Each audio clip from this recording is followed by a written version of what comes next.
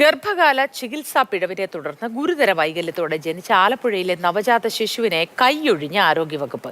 നമ്മളിത് ആദ്യമേ ചർച്ച ചെയ്തിരുന്നു. കാരണം ആരോഗ്യവകുപ്പിൽ എന്തെങ്കിലുമൊക്കെ സംഭവിച്ചാൽ അതിന് ഈ ആരോഗ്യ രംഗത്ത് പ്രവർത്തിക്കുന്നവരുടെ സംഘടന പിന്താങ്ങുമെന്നുള്ളതുകൊണ്ട് പലപ്പോഴും പരാതിക്കാർ ഒറ്റപ്പെട്ടു പോകാറാണ് പതിവ്.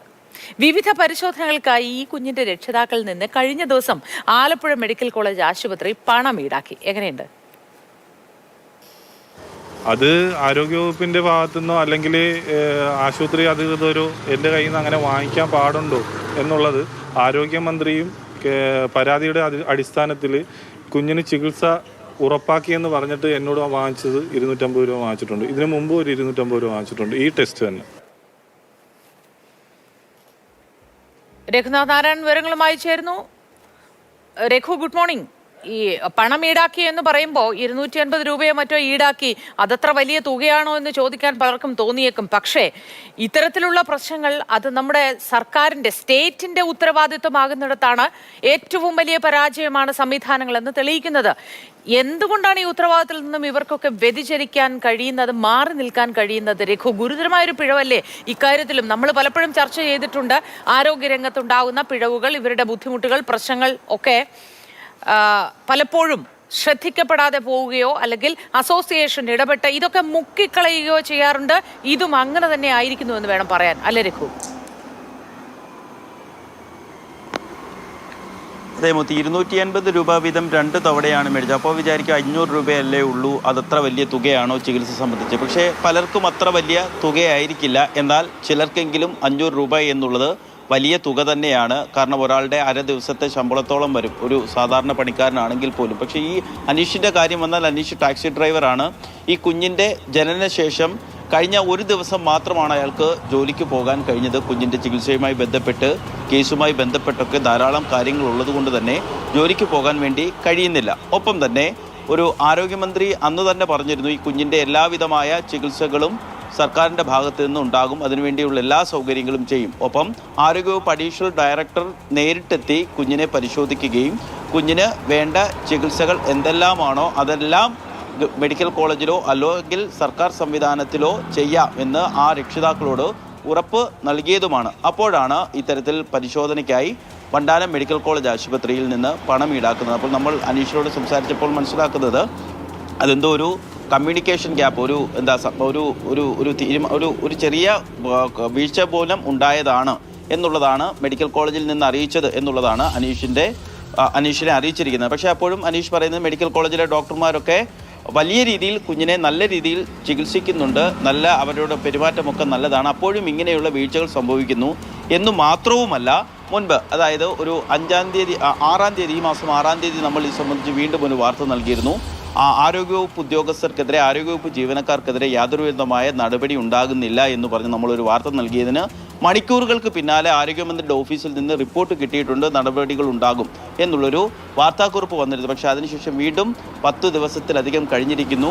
ഇപ്പോഴും എന്താണ് സംഭവിക്കുന്നത്? അതായത് ആരോഗ്യവകുപ്പ് അഡീഷണൽ ഡയറക്ടറുടെ നേതൃത്വത്തിൽ നടത്തിയ അന്വേഷണത്തിൻ്റെ ഭാഗമായി എന്താണ് സംഭവിക്കുന്നത്? അതിനകത്തൊരു തീരുമാനമുണ്ടായി. അതായത് സ്വകാര്യ ലാബുകളുടെ 2 രക്ഷിതാക്കളുടെ പരാതിയെ തുടർന്ന് 2 ലാബുകളുടെ സ്കാനിംഗ് മെഷീൻ പ്രത്യേക അന്വേഷണ സംഘം എത്തി സീൽ ചെയ്തിരുന്നു. എന്നാൽ ആരോഗ്യ വകുപ്പിലെ ഒരു ജീവനക്കാർക്കെതിരെയും ഇതുവരെയും നടപടി ഉണ്ടായിട്ടില്ല. അതെ മോദി, കാരണം നമ്മൾ ഈ വാർത്ത റിപ്പോർട്ട് ചെയ്യുന്ന ഘട്ടത്തിൽ തന്നെ ഞാൻ പറഞ്ഞതാണ്, വീണ്ടും അത് ആവർത്തിക്കുന്നതേ ഉള്ളൂ. കാരണം നമ്മൾ പലതവണ ഈ ചികിത്സാ പിഴവ് സംബന്ധിച്ച പരാതിയെക്കുറിച്ച് പലതവണ വാർത്ത ചെയ്തിരുന്നു. അതിനിസ്സഹായരായ മനുഷ്യരാണ് അവർ മുഴുവൻ. അവർക്ക് എന്താണ് സംഭവിച്ചത്, എന്താണ് ചികിത്സാ പിഴവ് ഉണ്ടായതെന്ന് പറയാനുള്ള മര്യാദ പോലും ഈ സംസ്ഥാനത്തെ ആരോഗ്യ സംവിധാനമോ അല്ലെങ്കിൽ ഡോക്ടർമാരോ അവരെ ഭരിക്കുന്നവരോ കാണിച്ചില്ല എന്നുള്ളതാണ് ദുഃഖകരമായ വസ്തുത. ഇവിടെയും സമാനമായ രീതിയിലുള്ള പരാതികൾ, സംഭവങ്ങളാണ് ഉണ്ടായിക്കൊണ്ടിരിക്കുന്നത്. സാധാരണ നിലയിൽ നമ്മളൊക്കെ ഈ ഇതുമായി ബന്ധപ്പെട്ട് അല്ലെങ്കിൽ നമ്മുടെ സഹോദരിമാരുടെയോ ഭാര്യമാരുടെയോ ഒക്കെ ഗർഭകാലത്ത് നമ്മൾ സ്കാനിങ്ങിൽ പോകുന്നതാണ്. അപ്പോൾ ആ ഡോക്ടർമാരൊക്കെ നമ്മളോട് കുഞ്ഞിന് ഏതെങ്കിലും രീതിയിലുള്ള എന്തെങ്കിലും മാറ്റമുണ്ടെങ്കിൽ തന്നെ നമുക്കൊരു മുൻകൂർ അലർട്ട് തരും. അഥവാ വൈകല്യങ്ങളൊക്കെ ഉള്ള കുട്ടികളാണെങ്കിൽ ഇതുമായി മുന്നോട്ട് പോകണോ എന്നവർ നിരന്തരം നമ്മളോട് ചോദിക്കുകയും ചെയ്യുന്നതൊക്കെയാണ്. 7 തവണ സ്കാൻ ചെയ്തിട്ട് പോലും ഈ കുഞ്ഞിൻ്റെ വൈകല്യം എന്ന് പറയുന്നത് അമ്മയ്ക്ക് ഫ്ലൂയിഡ് കൂടുതലായിരുന്നു. അതുകൊണ്ട് തന്നെ കുഞ്ഞിൻ്റെ കണ്ണ് ഒരു നിലവിൽ നമ്മുടെയൊക്കെ കുഞ്ഞുങ്ങളുടെ കണ്ണുള്ള അവസ്ഥയിലല്ല കുഞ്ഞിൻ്റെ കണ്ണുള്ളത്. വളരെ താഴ്ന്നു പോയിരിക്കുന്നു. കാല് വളഞ്ഞിരിക്കുകയാണ്. ഒപ്പം തന്നെ ജനനേന്ദ്രിയത്തിന് ചില പ്രശ്നങ്ങളുണ്ട്. കുഞ്ഞിന് പാല് സ്വന്തമായി എടുക്കാനുള്ള കഴിവില്ല. അത്തരത്തിൽ ആ കുഞ്ഞ് ജീവിക്കുന്ന ഒരു വലിയ ഒരു മാനസിക അവസ്ഥയിലൂടെയാണ് ഈ രക്ഷിതാക്കളൊക്കെ പോകുന്നത്. അപ്പോഴാണ് ഒപ്പം തന്നെ ഈ കടപ്പുറം ആശുപത്രിയിലെ ആരോപണ വിധേയരായ ഡോക്ടർമാർക്കെതിരെ എന്ത് നടപടി? ഇനി ആരോഗ്യവകുപ്പിന് വേണമെങ്കിൽ പറയാം, അങ്ങനെ ഡോക്ടർമാരുടെ ഭാഗത്തു നിന്നൊരു വീഴ്ച ഉണ്ടായിട്ടില്ല എന്നുള്ളതാണ് ഞങ്ങളുടെ കണ്ടെത്തൽ എന്ന് പറയാൻ പോലുമുള്ള മര്യാദ ഇതുവരെ ആരോഗ്യവകുപ്പിന്റെ ഭാഗത്തു നിന്നുണ്ടായില്ല. എന്നാൽ സ്വകാര്യ ലാബുകൾക്കെതിരെ പെട്ടെന്ന് തന്നെ നടപടി എടുത്തുകൊണ്ട് എനിക്ക് തോന്നുന്നു ഒരു പക്ഷേ ഇതിന്റെ ഒരു തീവ്രത നമ്മുടേത് നമ്പർ 1 ആരോഗ്യ കേരളമാണ്. മറ്റു രാജ്യങ്ങൾ തന്നെ ഉറ്റുനോക്കുകയും അസൂയപ്പെടുകയും ചെയ്യുന്ന നമ്പർ 1 കേരളത്തിലാണ് ഈ സംഭവം. സ്റ്റേറ്റിന്റെ ഉത്തരവാദിത്വമായി വരുന്ന പലതുമുണ്ട് നമുക്ക് കീഴിൽ. പക്ഷേ ഇതൊന്നും ഒരു ഉത്തരവാദിത്വമായി ഇവർ ഏറ്റെടുക്കുന്നില്ല എന്ന് മാത്രമല്ല, പലതും ഈ ഉദ്യോഗസ്ഥരുടെയും ആരോഗ്യരംഗത്തെ ഉദ്യോഗസ്ഥരുടെയും ഒക്കെ വശം പിടിച്ചുകൊണ്ട് പരാതിക്കാരെ പിന്തള്ളുകയോ ഒറ്റപ്പെടുത്തുകയോ ചെയ്യുന്ന ഒരു രീതിയാണ് നിലവിൽ നമുക്ക് കാണാനാവുന്നത്. അതെ, കോഴിക്കോട് തന്നെ നമ്മൾ കണ്ടതാണ്. ഒരു വയറ്റിൽ ഓപ്പറേഷൻ്റെ ഉപകരണങ്ങൾ വെച്ച് തുന്നിക്കെട്ടിയ സംഭവത്തിൽ ആ സ്ത്രീക്ക് ഇതുവരെ നീതി കിട്ടിയിട്ടില്ല. എന്താണ് സംഭവിച്ചതെന്ന് അല്ലെങ്കിൽ ഏത് ഡോക്ടറുടെ ഭാഗത്തു നിന്നാണ് വീഴ്ചയുണ്ട്, അയാൾക്കെതിരെ ഒരു നടപടി എടുക്കാൻ പോലുമുള്ള ത്രാണി നമ്മുടെ ജനാധിപത്യ ഭരണകൂടത്തിനില്ല എന്നുള്ളതാണ് ദുഃഖകരമായ ഖേദകരമായ വസ്തുത. കാരണം ഡോക്ടർമാരുടെ സംഘടന എന്ന് പറയുന്നത് ഇത്രമേൽ സഹപ്രവർത്തകരോട് ഇത്രമേൽ ആത്മാർത്ഥതയുള്ള, ഇത്രമേൽ അവരുടെ തെറ്റുകൾ പൊതിഞ്ഞു പിടിക്കുന്ന ഒരു സംഘടന ലോകത്ത് വേറെ ഉണ്ടോ എന്ന് ചോദിച്ചാൽ ഇല്ല എന്ന് തന്നെ വേണം മറുപടി.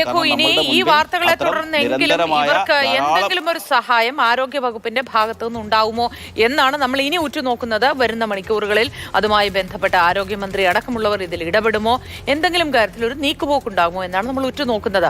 ഒരു പ്രതികരണം കൂടി നമുക്ക് കേൾക്കാം. എന്തുകൊണ്ട് അവരെ മാറ്റി നിർത്തി അന്വേഷിക്കാത്തതില്ല? അവർക്ക് എന്തുകൊണ്ടാണ് അവരെ സംരക്ഷിക്കുന്നത്? അവരുടെ പിന്നിൽ വലിയ സംഘടനയുണ്ട്. എൻ്റെ പിന്നിൽ ആരുമില്ല, ഞാൻ ഒറ്റയ്ക്കാണ്. എനിക്ക് എന്തെങ്കിലും സംഭവിച്ചു പോയാൽ എൻ്റെ കുഞ്ഞിന് ചികിത്സ കിട്ടണം. ആ ചികിത്സയ്ക്ക് വേണ്ടി ഞാൻ ഏതറ്റം വരെ പോകും? രഘുനാഥ് നാരായണനാണ് വിവരങ്ങൾ നൽകിയത്. ഏതറ്റം വരെയും പോകുമെന്നാണ് ആ പിതാവ് പറയുന്നത്. ഒരു ഘട്ടത്തിൽ പോലും ഒരു മുന്നറിയിപ്പും ഇവർക്ക് കിട്ടിയില്ല, യാതൊരു കാര്യങ്ങളും പറഞ്ഞില്ല, ആരോഗ്യപരമായ ഒരു പ്രശ്നങ്ങളും കുട്ടിക്കുള്ളതായി മുന്നറിയിപ്പ് കൊടുത്തില്ല. ഇത്രയും അധികം ആരോഗ്യ പ്രശ്നങ്ങളുള്ള ഒരു കുഞ്ഞിനെ ജന്മം നൽകേണ്ടി വന്ന ഒരു മാതാവിൻ്റെയും പിതാവിൻ്റെയും അവസ്ഥ അത് നമുക്ക് ആലോചിച്ചാൽ മനസ്സിലാവുന്നതേ ഉള്ളൂ. പക്ഷേ അത് ആരോഗ്യ വകുപ്പിനും ബന്ധപ്പെട്ട അധികൃതർക്കും മാത്രം മനസ്സിലാവുന്നില്ല.